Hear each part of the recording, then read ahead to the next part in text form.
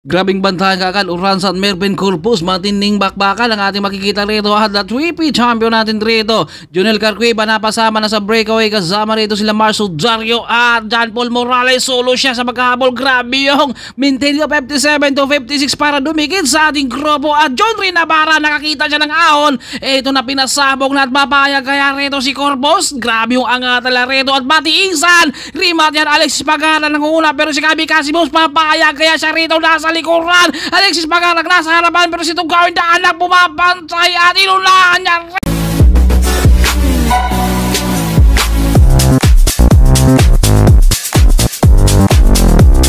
What's up mga Zor for the Rich Videos National Championship 2025? Matinding gapanghan pulikat ang ating makikita rito sa haba ng kanilang ruta.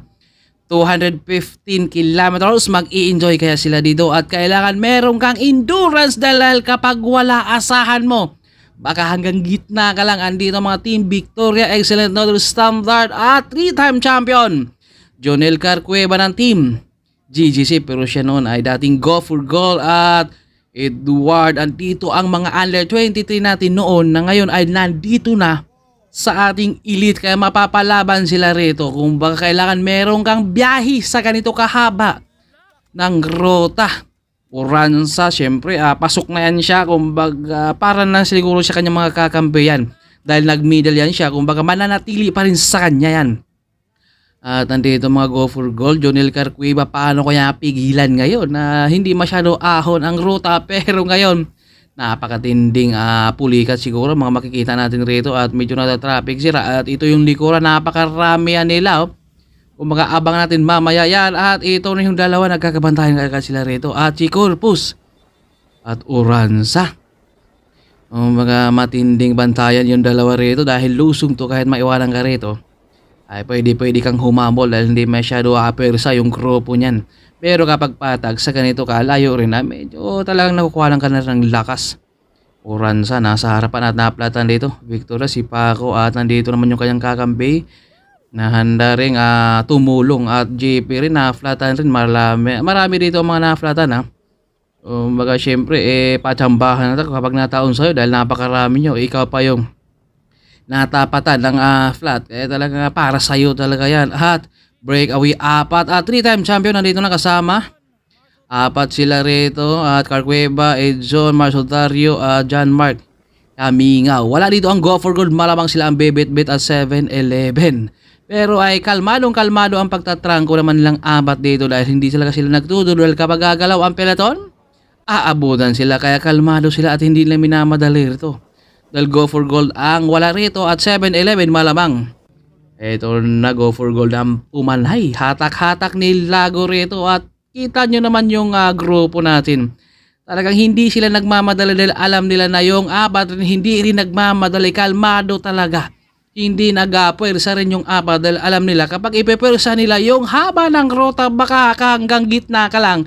Kaya tinatansya talaga at Go for Gold ang hawak ng peloton at nasa likod naman Victoria, Standard at Excellent Noodles at nandyan rin si Corpus sa likuran. Grabing dipinsahan sa peloton pero yung apat ay dahan-dahan na silang umusad at kasama rito si Jonel Carcuiba na 3-time champion ng National Road Race ito. Pero kita nyo naman yung mga trangkuhan nila dyan, no? Parang ayaw talaga ng ituloy at inaantay na lang yung peloton na didikit rin dito sa kanila. Kumbaga hindi sila nagmamadala dahil alam nila na didikit talaga dahil marami yung peloton. Pero kapag siguro mga 15 yung mga nasa breakaway, asahan yung talaga magtutudod talaga yan. Go for Gold pa rin, may bit-bit dito. Nasa likod, Victoria, Standard, Excellent, Dodo 7-11 at nandito rin si Dave Emmanuel ng napakalakas talaga. Sa MTB yan at ito umuusok-usok pa yung rap road natin dito at barata na naman ang harapan ng peloton. Kapag naiwanan ka dito, pwede kang dumikit dahil may losong rin pero na-flatan. Ito si John Paul kaya solo siya sa paghahabol dito. Pwede umatras yung kanyang kakampi pero dito ay karangalan ang ititinaya talaga rito. Dito man natin makikita kung makakadikit pa ba si John Paul pero ang tulin 62 na yung habol dito. Pwede umatras sana yung kakampi niya para tulungan. At hindi pa nakasagad yung cambio rito, pero dahil di sa national, ikarangalan pangalan dito ang nakasulat talaga. Kaya ito ay tuloy-tuloy lang yung kanyang mga kakampi rito. Dahil siguro alam nila na didikit siguro si John Paul dito dahil mahaba ang pantiis nito. 56 kph. Marami sana si John Paul ang kakampi doon sa grupo din. Pero ito ay talagang chinaga niya dito. Patag hanggang ahon at may lusong pa at may patag. Makakadikit kaya ito si John Paul dito. Ay ito na. Si Emmanuel tumakbo ng 22 kbs dito kay John Paul. 22 si John Paul pero hindi dumikit. Ito si Emmanuel dito ha. At grabe yung pantay si John Paul ha. Simula patag hanggang tuktok pero dito ay sumabog na yung peloton na rito dahil ito yung ahon nila rito dahil sa haba ng ruta. Kaya hindi masyado matarik talaga yung ahon. Kung kapag wala kang biyahe rito talagang aabutin ka talaga ng pulikat. Pero grabe yung bantes rito ni John Paul. Kumbaga, ang bigat yung maintain niya kanina, 56. Dahil na-flatan siya at hindi rin siya tinulungan at inatrasan nung kanyang mga kakampi sa harap. Kahit marami sila, kaya ito ay solo talaga niya rito yun. Mga tiis kung tiis na lang talaga niya rito, ang tuli ng ahon. 35. Ang bigat talagang tinitiis niya dito para siya ay makakausad. Dito sa may puting kahoy, andyan naman si Tatay Tox. Grabe yung maintain ni Tatay Tox. Talagang sumasabay rin kay John Paul. Jeffrey Garay, tinamaan na yan. No? Kumbaga mahirap talaga.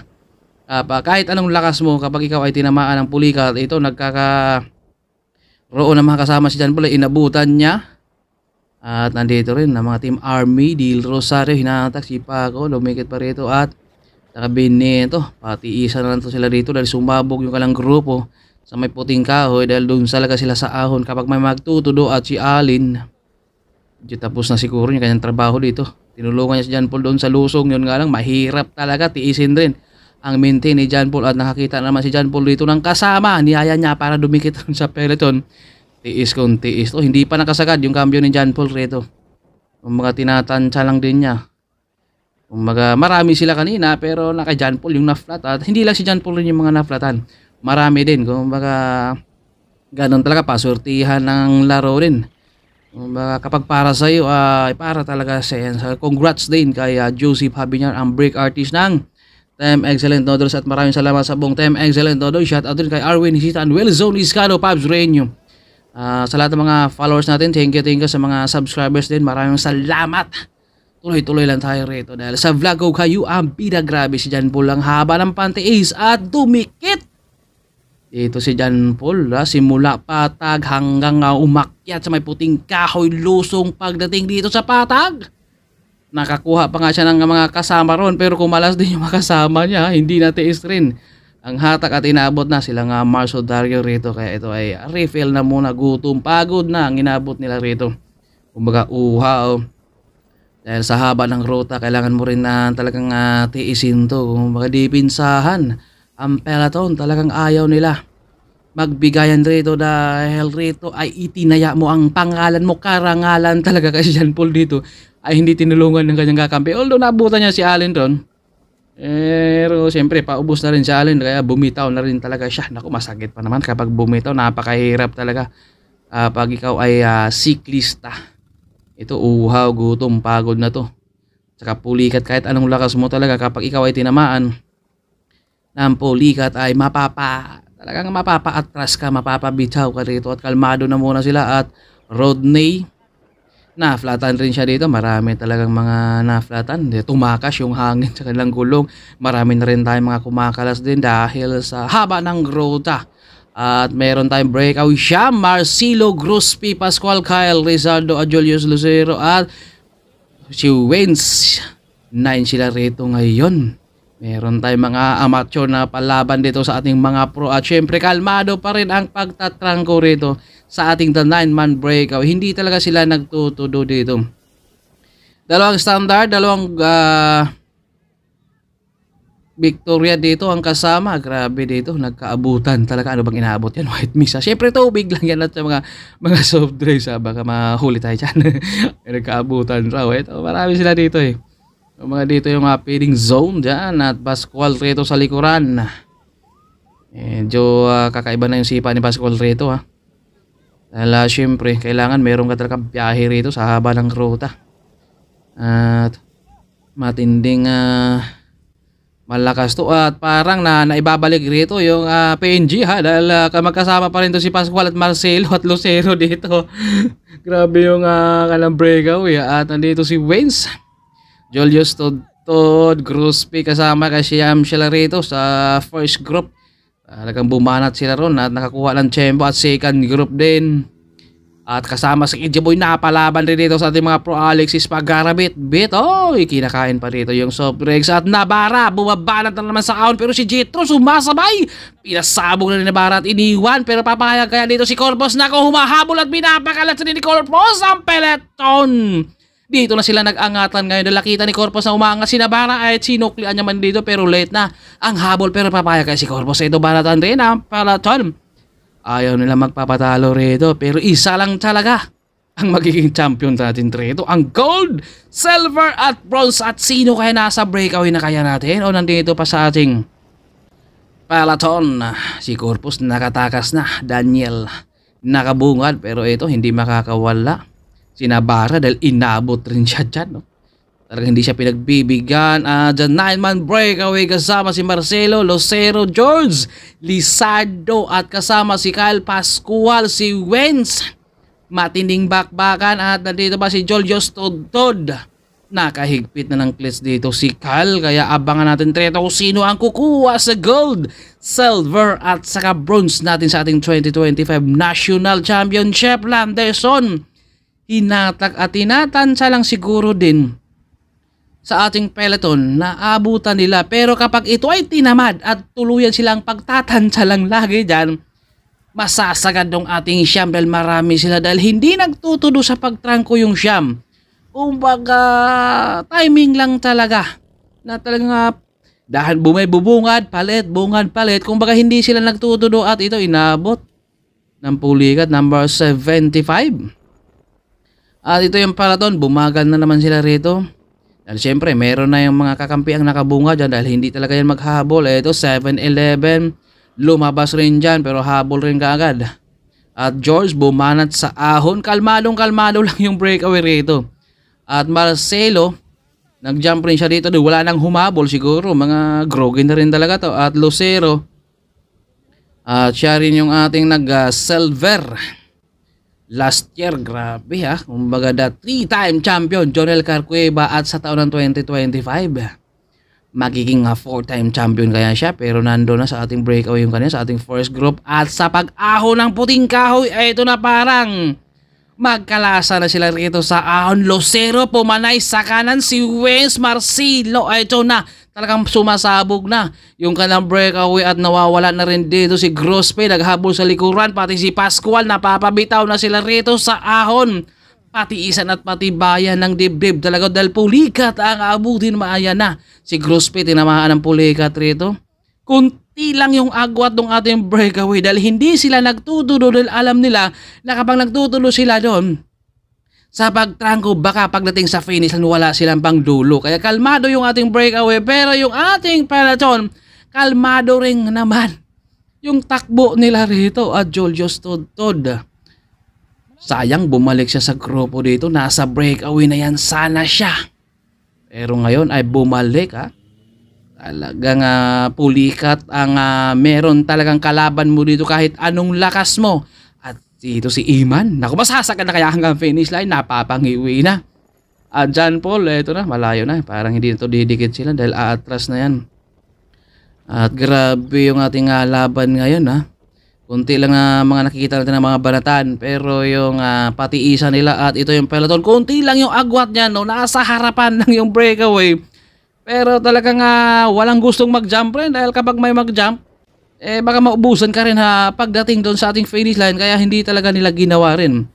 At nandito si Corpus, bantayan to sila rito dahil mga yung nakabungad niyan ay meron ng kakampi sa harapan.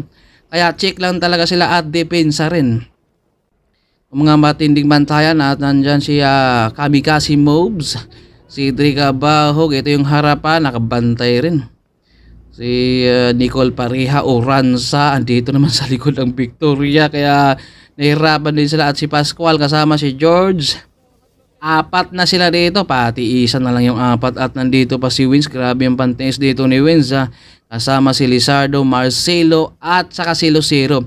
Dito sa kanilang apat, sa masid-masid natin dyan, White Mix. Sino kayang lamang dyan? Malamang ito si Marcelo ang lamang nila dito.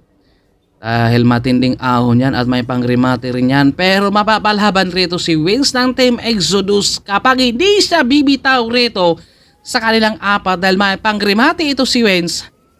Pero siyempre, kung may tama na rin yan, ay ito na nga, tatlo na lang sila dito. Lucero, hinatak at nasa likod naman, Lizardo at saka si Marcelo rin. Kaya ito na sa ahon, sa may toy, kaya ito na dinadala ni Lucero dito dahil nakita nila napapadikit na talaga yung grupo kapag hindi sila talaga magtatranggo rito, aabutan sila, baka sila pa ang mawalan.